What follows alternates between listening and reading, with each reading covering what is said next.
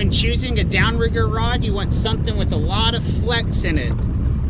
That way you can load it up, as I'll show you here in another video. What I'm using currently is called Eagle Claw Featherlight. It's a 7'6" rod. It's a spinning rod. It's medium light. And what I have going, I used to have an expensive reel with a line counter on it. Once I started fishing just, 10-15 feet behind the cannonball, there's no reason to have a line counter reel on it, so you don't need the expense of it. What I ended up settling on, I have an GARCIA Ambassadeur reel. It's actually called 6500. I think it's about a $70 or $80 reel.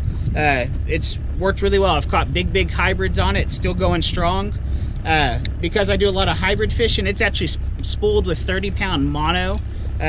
20-pound usually will work, but I had some fish break the main line, so I stepped up to 30-pound just to have extra strength, and I have not had any issues downrigging with it. Umbrella used to make a double up rig, and they may still make it, but as of this video, it's not currently on Amazon. I can't buy it anywhere online. So what I did was I made my own double up rig, kind of copying their design. I may make a video in the future on how I built this and what material I use, but it's a double up rig. Currently, I'm using 60-pound monofilament leader, and attached is about this is a number 15 pet spoon. And I have been catching a lot more hybrids since I stepped up to a number 15. I have used baits as much as a 17. And that has worked really well. I can even catch white bass on number 15 pet spoons, but usually they're more inclined to bite like a number 12 or 13, a smaller pet spoon.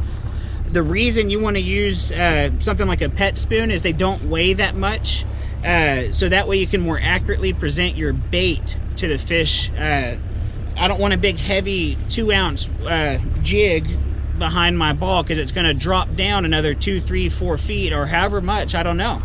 And then you can't present your bait precisely to the fish. So I want the bait to be at the level of my cannonball. That's why I use pet spoons.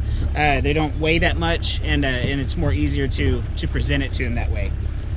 I have used fluorocarbon leader, and I just had a lot of fish break the string, even 80-pound fluoro.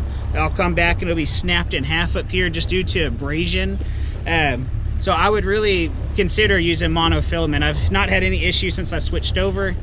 I think, fluorocarbon being a better leader material is a myth. There's some videos on YouTube showing somebody using a sandpaper and seeing which one's really more abrasion resistant, and the monofilament outperformed the fluorocarbon probably twice as much, twice as long as the abuse that it was getting put on. So it's actually some great leader material, and I've switched all my stuff over to monofilament as of making of the video. But that's a great rig. I'm happy. It's very lightweight, so I can catch white bass. I've even caught some a 10-pound hybrid and a 7-pound hybrid on this rod, and it took it very well.